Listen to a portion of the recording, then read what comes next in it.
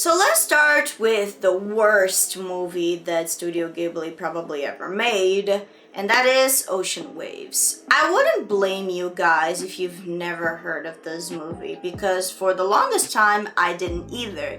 This is actually the only Studio Ghibli movie that was a direct-to-television movie, meaning it didn't premiere on cinemas, and there's a really good reason for that.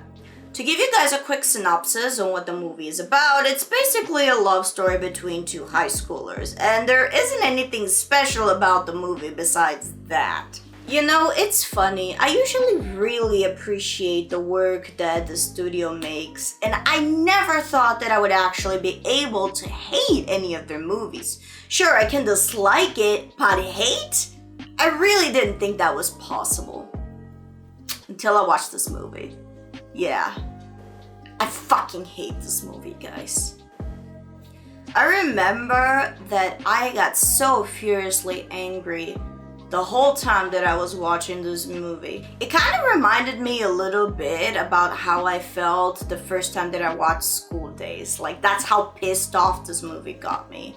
Because the main characters are just that insufferable. The girl, most of all. Like, more than the guy.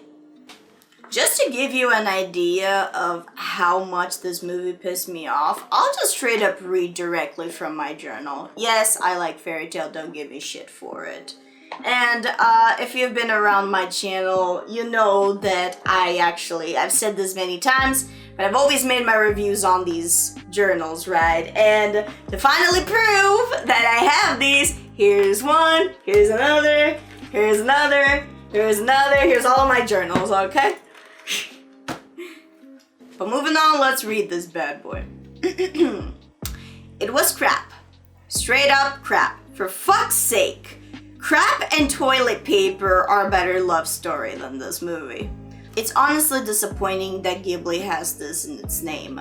The main girl is not just uninteresting as fuck. She's a complete thought. From beginning to end. I honestly feel pretty bad for the boy because he was pretty much impressed over nothing. When it comes to romance, I'm a very exigent person.